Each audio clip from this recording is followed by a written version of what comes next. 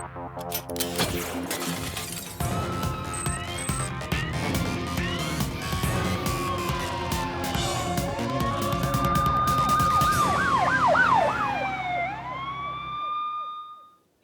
Number आपका स्वागत करता है। मैं हूं माधव तिवारी। हर अपराधी के लिए अपराध करना जितना आसान है उतना ही मुश्किल है जुर्म को छुपाना भी, क्योंकि मशहूर एक कहावत की गुनाह और गुनहगार कभी छुप नहीं सकते। एक नजर हमेशा उन पर टिकी है और वो है 100 नंबर, जिसकी पकड़ से कोई भी क्रिमिनल बच नहीं सकता। और आज समाज के वही दुश्मन 100 नंबर के टारगेट पर हैं।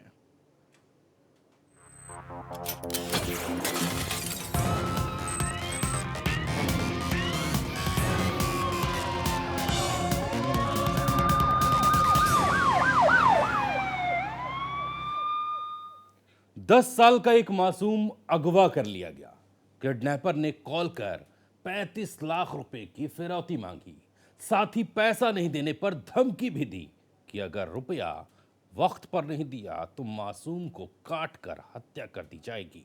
मासूम का परिवार परेशान था और पुलिस उसकी तलाश में जुटी थी, लेकिन जब 3 दिन बाद मासूम की सकुशल बरामदगी हुई तो किडनैपर भी हत्या चढ़ा और किडनैपिंग की वजह भी सामने आ गई।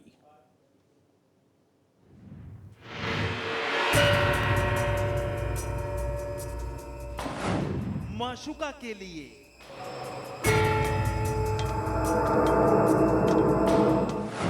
मासूम पर सितम,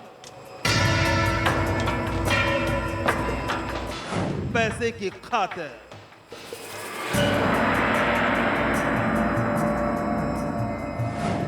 पाप का खेल, किडनैपर कांस्टेबल। कोतवाली देहात में एक बच्चे का अपहरण हुआ था जो 10 साल का बच्चा है और गरीब परिवार का है। अपहरण होने के बाद जो है थाने पे मुकदमा दर्ज किया जाता है। मुकदमा दर्ज करने के बाद जो है जो इसका बच्चे का पिता है उसमें जो है 35 लाख की फिरौती की मांग आती है। मीडिया से मुखातिब बहराइच पुलिस के एसपी सालिग्राम वर्मा बयान दे रहे थे कि उनके नजदीक खड़ा ये मासूम अगवा कर लिया गया था और बच्चे की किडनैपिंग के बाद पीड़ित परिवार ने अपहरण की रिपोर्ट दर्ज करवाई थी। साथ ही किडनैपर ने कॉल कर मासूम के परिवार से 35 लाख रुपए की फिरौती मांगी थी और नहीं देने पर बच्चे को जान से मार देने की धमकी भी दी थी। गायब हुआ है 2 बजे और शाम को 8 बजे हमारे पास फोन आया है। 2 बार फोन आए, नंबर बदल कर। उसने 35 लाख रुपए की डिमांड रखी है और वो कह रहा है अगर पैसा नहीं मिलेगा तो बच्चे को काट कर फेंक देंगे। और पुलिस कह रही है पूरी रात हमने बच्चे को ढूंढा है, कहीं नहीं बच्चा मिला है हमारा। क्या आपका बच्चा किसी स्कूल में पढ़ता था? जी हाँ, 6 सितंबर की दोपहर वक्त 2 से 4 बजे के बीच का था जब घर के बाहर खेलता 10 साल का शिवम अचानक लापता हो गया। पहले तो परिवार ने बच्चे की खूब तलाश की, इलाके का चप्पा चप्पा खंगाल मारा, लेकिन उसी रात लगभग 8 बजे एक गुमनाम नंबर से पीड़ित परिवार को कॉल आया और कॉल करने वाले ने मासूम की सलामती के एवज में 35 लाख रुपया फिरौती की डिमांड की। तो सुनकर मासूम शिवम का परिवार सहम गया और समझ गया कि उनका बच्चा अगवा कर लिया गया है। शिवम की किडनैपिंग से उसके पापा मम्मी पर सदमा हावी था और उनकी आर्थिक स्थिति भी ऐसी नहीं थी कि फिरौती का 35 लाख रुपया किडनैपर को देकर अपने बच्चे को छुड़ा लिया जाता। गायब हुआ है और 35 लाख रुपए जो लड़के को हमने पकड़ के ले गए, 35 लाख रुपया मांग रहा है और वो छोड़ने को धमकी दे रहा है और गाली भी दे रहा है। शिवम के पापा मम्मी, उसके नाते रिश्तेदार और पूरा गांव मासूम के सकुशल लौट आने की दुआ मांग रहा था। शिवम के अपहरण के बाद से कोतवाली देहात के मोहल्ला माधव रेती के भीतर एक अजीब सी खामोशी पसरी थी।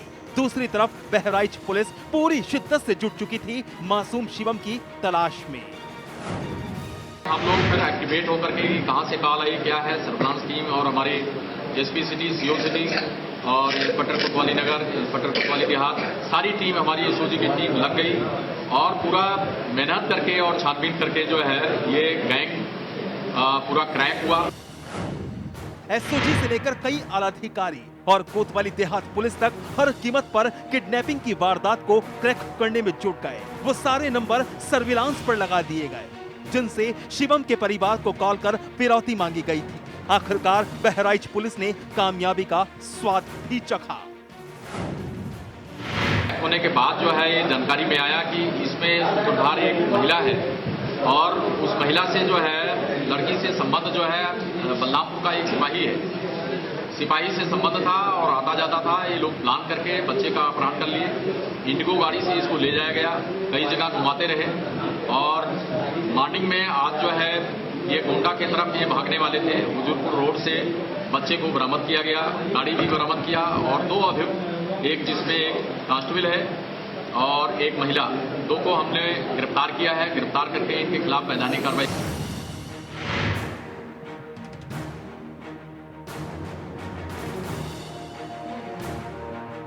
जी हाँ, अगवा मासूम शिवम को सकुशल बरामद करते हुए पुलिस ने ये दो शख्स गिरफ्तार कर लिए। शारदा नाम की ये लड़की जो मासूम के अपहरण की मास्टरमाइंड निकली और दूसरा उसका आशिक यानी यूपी पुलिस का कांस्टेबल मनीष कश्यप जो बलरामपुर में तैनात था और अपनी माशुका के कहने पर शिवम का किडनैप किया और 35 लाख रुपए की फिरौती पीड़ित परिवार से मांगी। गिरफ्तारी के बाद खुद यूपी पुलिस के आरोपी कांस्टेबल मनीष ने पूरी वारदात का खुलासा करते हुए अपना संगीन जुर्म कबूल भी किया। लड़की के कहने पर ऐसा किया। किस लड़की के पास? शारदा। कौन है आपकी? कोई नहीं है। तो इस लड़की ने कहा कि जो है ये हमारे घर का लड़का है, इसको आप ले जाइए तो आपको पैसा मिल जाएगा। तो हमने सब बच्चे को भेजे, बच्चे हम लेकर गए, हम घुमाते रहे, खिलाए पिलाए रखे रहे। फोन किसने किया था? हमें जब पता चला कि जो है केस हो गया तो हम ले आ रहे थे छोड़ने के लिए। कितना पैसा मांगा था आपने? 35 लाख। 35 लाख। सुना आपने क्या कहा आरोपी सिपाही मनीष कश्यप ने। माशुका शारदा के कहने पर मासूम का अपहरण किया और सारी जानकारी उसकी प्रेमिका ने ही मुहैया करवाई और ये सब किया पैसे की खातिर।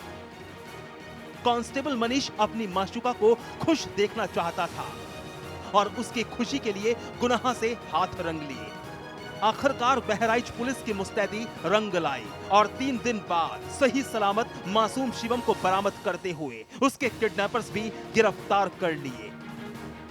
लेकिन किडनैपिंग में यूपी पुलिस के सिपाही मनीष की संलिप्तता ये साबित करती है कि क्या अब खुद कानून के रखवाले ही उसकी धज्जियां उड़ाने पर उतारू हैं। Abhishek Sharma, Bahraich, national voice. Constable ही मासूम का किडनैपर निकला जिसने अपनी माशुका के कहने पर कानून को हाथ में लेकर उसकी धज्जियां उड़ा दी। लेकिन दूसरी तरफ उत्तर प्रदेश में बदमाश भी कानून की धज्जियां उड़ाने से गुरेज नहीं कर रहे और इसकी ताजा तस्वीर मेरठ से सामने आई है, जहां दिन दहाड़े अपराधियों ने दहशत की दास्तान लिखती है।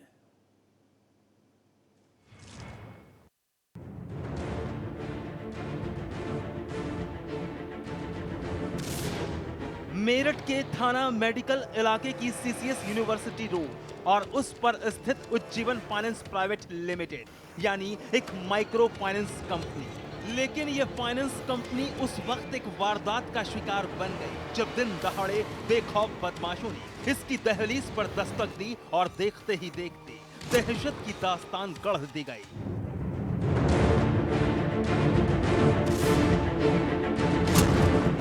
जी हाँ, फाइनेंस कंपनी के कैशियर की माने 9 सितंबर की दोपहर वक्त 2:16 का था जब अज्ञात 3 लोग उनकी कंपनी के अंदर घुस आए।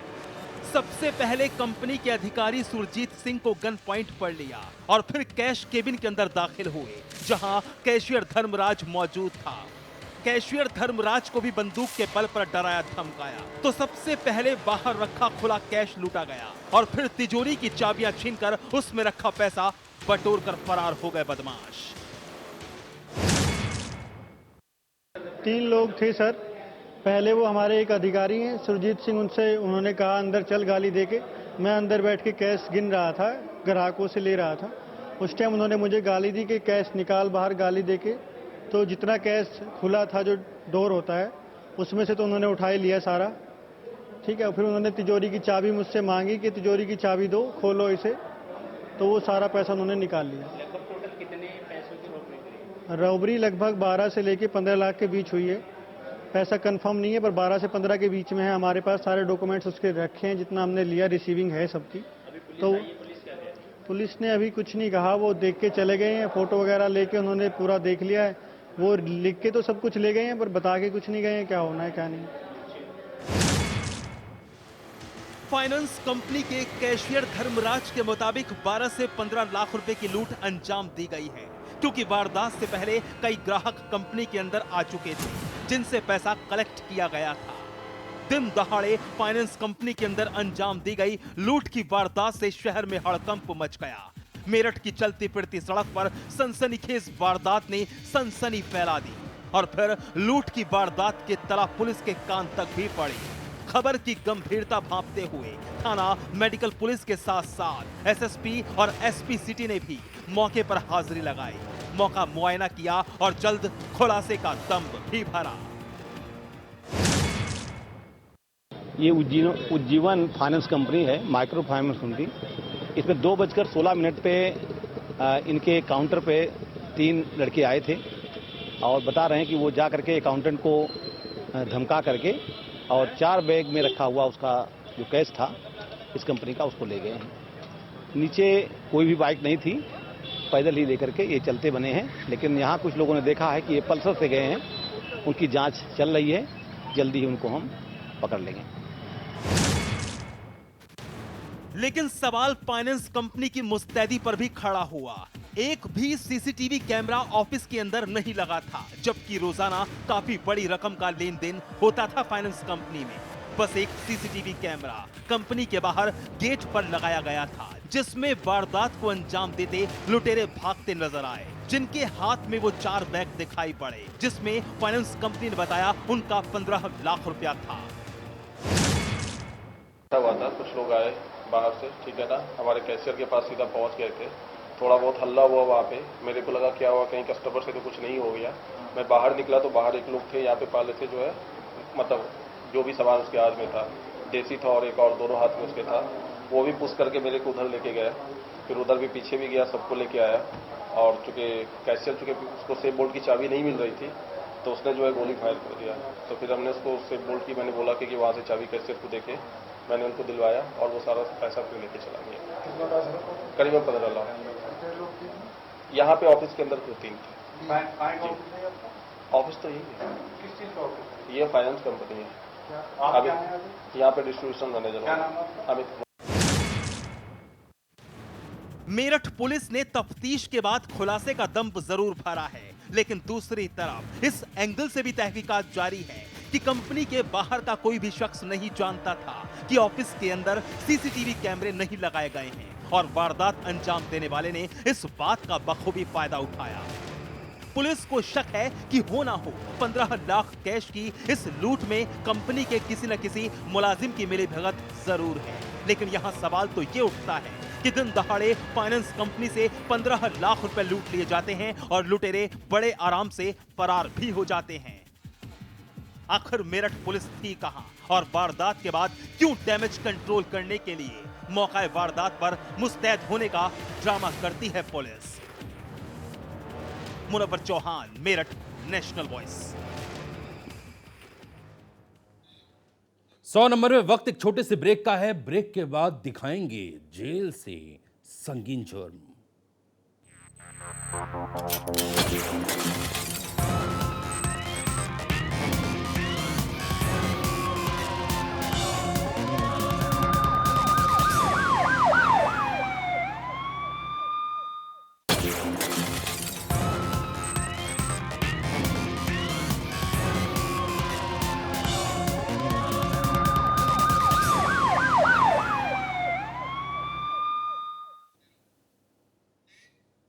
खौफ की बुनियाद सबसे पहले एक नाबालिग की इज्जत लूट कर रखी गई। लड़की की आबरू का लुटेरा सलाखों के पीछे भी ढकेल दिया गया, लेकिन उन्हीं सलाखों के पीछे घिनौने गुनाह की सजा काट रहे उस हैवान ने एक और ऐसी संगीन साजिश रची जिसका खुलासा हुआ तो बुलंदशहर पुलिस भी हलकान रह गई।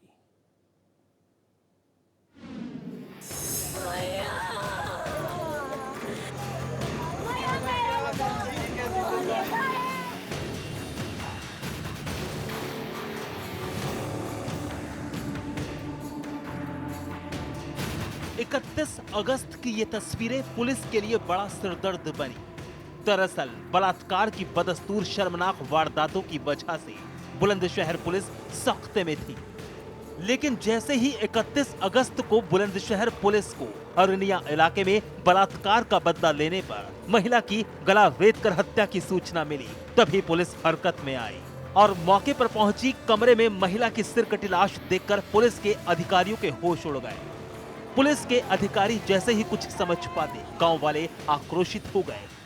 पुलिस ने आनन फानन में बलात्कार पीड़ित के भाइयों के खिलाफ आरोपी की पत्नी की हत्या का मामला दर्ज कर अपनी तफ्तीश शुरू कर दी और फिर उसके बाद जो सनसनीखेज सच सामने आया वो बेहद चौंकाने वाला था। पहले नाबालिग को बनाया बलात्कार का शिकार, फिर 1.5 साल बाद अपने परिवार वालों से ही सुपारी देकर करवाई अपनी ही पत्नी की हत्या। कत्ल की कीमत 15,000। दरअसल 1.5 साल पहले संजू नाम के आरोपी ने गांव की ही एक नाबालिग लड़की को अपनी हवस का शिकार बनाया। इस वारदात के बाद से ही आरोपी संजू बुलंदशहर की जेल में बंद है, मगर किसी बात को लेकर आरोपी संजू के परिवार वालों को उसकी पत्नी खटकने लगी, जिस पर संजू के घर वाले जेल में मिलाई के दौरान उसकी पत्नी को भला बुरा कहने लगे। जेल में बंद आरोपी संजू ने अपनी पत्नी की हत्या की ऐसी साजिश रची कि जिससे बलात्कार पीड़िता के भाइयों को हत्या के मुकदमे में फंसाया जा सके। ये 30/31 की रात में ग्राम महमूदपुर में बबीता नामक महिला की हत्या की गई थी, गर्दन काट के। ये काफी संगीन घटना थी, जिस हिसाब से मर्डर किया गया था, संगीन घटना थी, जिस पर घटनास्थल के निरीक्षण से ये चीज स्पष्ट हो रही थी कि कहीं न कहीं घर वालों की भूमिका संदिग्ध है। लेकिन इसमें नामजदगी जो है गांव में ही इनके एक जो रेप के मुकदमे में जिन लोगों के साथ ये इसमें एक अभियुक्त जो है संजू नाम का, वो ऑलरेडी जेल में एक गैंग रेप में है, तो उसने गांव में अपने अपोजिट जो थे रवि, नरेश और धर्मा को इस बात के लिए नामजद किया था कि इसमें अगर इनकी नामजदगी हो जाएगी तो उस मामले में भी दबाव बन जाएगा।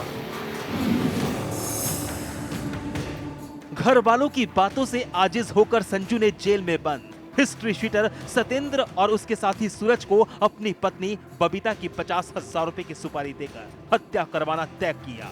जैसे ही सतेंद्र जेल से छूटा, संजू ने तारीख के दौरान हत्यारों को 15,000 रुपया बतौर पेशगी भी दे दी और हत्यारे 30-31 अगस्त की रात संजू के घर में दाखिल हुए। पहले जमकर शराब पी और फिर संजू की पत्नी बबीता की दरांती से काटकर हत्या अंजाम दी और फिर वारदात की अगली सुबह आरोपी संजू के परिवार ने उसकी पत्नी बबीता की हत्या बलात्कार पीड़िता के परिजनों पर थोप दी।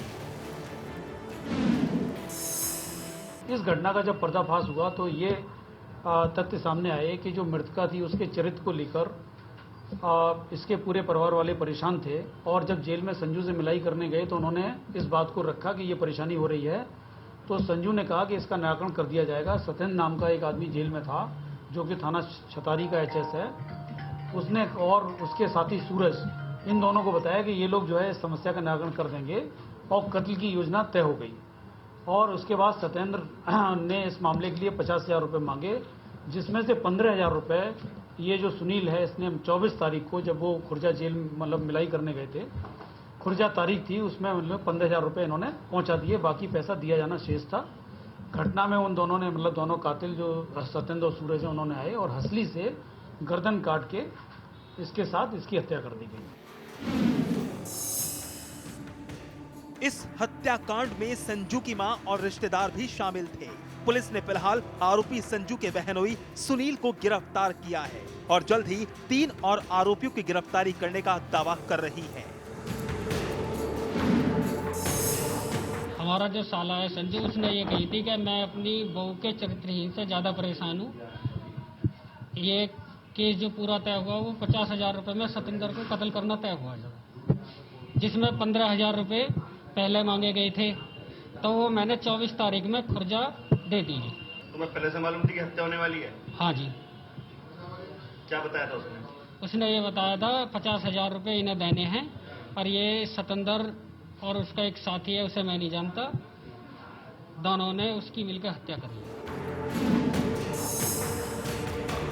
इस वारदात में बुलंदशहर पुलिस ने बड़ी सतर्कता से दूध का दूध और पानी का पानी कर दिया, मगर इस खुलासे की एक वजह मौके वारदात भी रहा। जिस तरह से खूनी वारदात अंजाम दी गई और परिवार वालों ने रेप पीड़िता के भाइयों को आरोपी बताया, वो शुरू से ही अपने आप में संदिग्ध लगा, और फिर पुलिस ने बड़ी होशियारी से बबीता के मर्डर की गुत्थी सुलझा कर रख दी।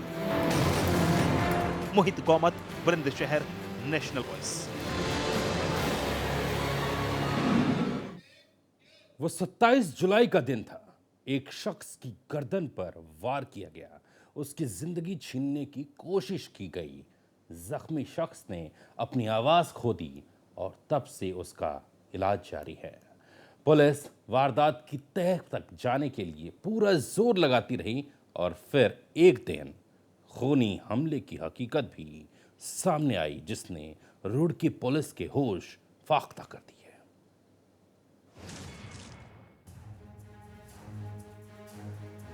20 जुलाई को ये मुकदमा एक कायम किया गया था कलियर थाने में। पूर्व में ये 307 का मुकदमा था। एक प्रवीण गिरी एक लड़का था जिसके गले में चाकू से वार किया गया था। शुरुआत में ये मामला एक तांत्रिक का ही लग रहा था, जैसे सब लोगों के द्वारा बताया भी गया, दिखाया भी गया, चैनलों में भी चला। सुना आपने क्या कहा रुड़की के एसपी देहात ने? 27 जुलाई 2016 के दिन थाना पिरान कलियर इलाके के रहने वाले प्रवीण गिरी पर जानलेवा हमला हुआ था। प्रवीण की गर्दन पर वार कर उसकी हस्ती मिटाने की कोशिश की गई थी, और शुरुआत में जिस तरह के सुराग सबूत पुलिस के हाथ लगे थे, वो इस तरफ इशारा कर रहे थे कि प्रवीण किसी तांत्रिक का शिकार बना है और तंत्र मंत्र के चक्कर में पड़कर उसकी जिंदगी मौत के मुहाने पर खड़ी है। फिर भी रुड़की पुलिस ने मामला गंभीरता से लिया और जुट गई प्रवीण पर जानलेवा हमले की तफ्तीश में। गुजरते गुजरते एक महीना बीत गया और फिर सितंबर महीने ने दस्तक दी। रुड़की पुलिस अब भी प्रवीण के गुनहगारों को तलाश रही थी, ताकि उनकी गिरफ्तारी पर प्रवीण पर जानलेवा वार की हकीकत सामने आए। आखिरकार वो दिन भी आया, यानी 9 सितंबर, जब प्रवीण गिरी पर हमले का मास्टरमाइंड पुलिस के हत्थे चढ़ गया। मुजफ्फरनगर का बाशिंदा विकास कश्यप नाम का नकाबपोश ये शख्स, जिसने पूरी साजिश के तहत वारदात को अंजाम दिया, और इस वारदात के पीछे कोई तांत्रिक या तंत्र मंत्र की वजह सामने नहीं आई, बल्कि प्रेम प्रसंग का मामला निकला। आप भी सुनिए खुद रुड़की पुलिस की जुबानी। बाद में सीओ रुड़की और एसओ कलियर और इनकी टीम द्वारा जब इसका पड़ताल की गई, जब सीडीआर का एनालिसिस किया गया और इसके आसपास लोगों से जब पूछताछ की गई, तो ये बाद में मामला प्रेम संबंधों का निकला। इसमें प्रेम संबंधों में ये जो लड़का है प्रवीण गिरी, ये एक ऑब्स्टिकल के रूप में आ रहा था। तो जो अभियुक्त है इसमें गिरी, विकास कश्यप, उसके द्वारा ये घटना को अंजाम दिया गया था। अभी अभियुक्त को अरेस्ट कर लिया गया है और उसके द्वारा जो बताया गया है उसमें ये था कि ये जो विकास कश्यप है, ये एक लड़की जिससे प्यार करता था, उसके बीच में ये जो लड़का था प्रवीण गिरी, ये एक ऐसा ऑब्स्टिकल आ रहा था, उसको रास्ते से हटाने के लिए ये पूरी एक साजिश की गई और उसको हटाने के बाद ही ये जो अभियुक्त है इसके द्वारा आला नकब मौके पे छोड़ के ये भाग गया था। रुड़की एसपी देहात की माने तो मुजफ्फरनगर का रहने वाला विकास कश्यप रुड़की की रहने वाली एक लड़की से इश्क करता था, मगर दूसरी तरफ पीड़ित प्रवीण गिरी आरोपी विकास की गर्लफ्रेंड को अक्सर छेड़ता था और राह गुजरते फफ्तियां भी कसता था, यानी उसकी गर्लफ्रेंड पर अपनी एक तरफा इश्क का बार बार इजहार करता था। मगर विकास की माशुका प्रवीण की हरकत से आजिज आ चुकी थी, और जब प्रवीण की हरकतें बर्दाश्त से बाहर हुई तो आशिक विकास को सारी आप बीती सुना दी जिसके बाद विकास और उसकी माशुका ने मिलकर एक संगीन साजिश रची और उसी साजिश के तहत 27 जुलाई 2016 को विकास ने एक तांत्रिक बनकर प्रवीण गिरी को फोन किया और बोला कि तेरी हर समस्या का समाधान मेरे पास है और तू जिस लड़की से प्यार करता है वो भी तुझे चाहने लगेगी। सुनकर प्रवीण गिरी काफी खुश हुआ और साजिश करता विकास की बातों के जाल में फंस गया। द्वारा सारी चीजें स्वीकार की गई हैं और हमने अभियुक्त और सहअभियुक्त जो लड़की है उसको भी अरेस्ट किया है, दोनों ही हमारे कब्जे में है। तो ये मामला तांत्रिक का ना होके प्रेम संबंधों में हत्या के प्रयास का मामला है। इसने जो इसको बुलाने के लिए यही कहा कि ये गुरु है और ये इसकी समस्या का हल कर देगा और इस लड़की को इसकी पक्ष में झुकाने के लिए वो जो है क्रियाएं करेगा जिसके प्रभाव में आके ये व्यक्ति इसके पास जुड़ा। इस तरीके से मामला इसमें सिंदूर वगैरह ये लेके आया था, ये सारी चीजें भी आई हैं। बाकी जो आला नकब है वो भी बरामद इसमें हो गया था जिसके द्वारा मारा गया था, तो वो सारी चीजें बरामद हो गई। सारी चीजें एज ए कॉरबोरेटिव एविडेंस भी हमारे इसमें काम आई। तांत्रिक बने विकास ने प्रवीण से तंत्र क्रिया का कुछ सामान भी मंगवाया और प्रवीण शातिर विकास की बताई एक सुनसान जगह पर पहुंच गया जहां तांत्रिक के भेष में आए विकास कश्यप ने प्रवीण को अपने पास बैठाया और मंत्र पढ़ने शुरू कर दिए। कुछ ही देर बाद ढोंगी विकास ने प्रवीण से कहा कि अपनी आंखें बंद कर लो और जो मंत्र मैं बोलूंगा तुम भी उसे ही बोलना। लेकिन जैसे ही प्रवीण ने आंखें बंद की तभी साजिश करता विकास ने चाकू निकाला और प्रवीण के गले पर कई वार कर दिए जिससे प्रवीण बुरी तरह से जख्मी हो गया। जख्मी प्रवीण को तड़पता देख विकास वहां से फरार हो गया। प्रवीण के चीखने की आवाज सुनकर आसपास से लोग आए और उसको इलाज के लिए अस्पताल में भर्ती करवाया गया। प्रवीण के गले के 3 ऑपरेशन हो चुके हैं लेकिन उसकी आवाज साफ तौर पर वापस नहीं आ पाई। आरोपी विकास ने भी अपना जुर्म कबूल कर लिया है और उसकी प्रेमिका भी पुलिस गिरफ्त में है जो इस वारदात में विकास के साथ शामिल थी। मगर जिस तरह से विकास और उसकी प्रेमिका ने मनचले प्रवीण को सबक सिखाने का तरीका चुना वो कानून की नजर में एक संगीन अपराध है और विकास पर अटेम्प्ट टू मर्डर का चार्ज लगा है। हरिओम गिरी, रुड़की, नेशनल वॉइस। 100 नंबर में आज बस इतना ही। कल फिर खुलेगी गुनाह की एक और डायरी और 100 नंबर में होगा उसका हिसाब किताब। दीजिए इजाजत, नमस्कार, जय हिंद।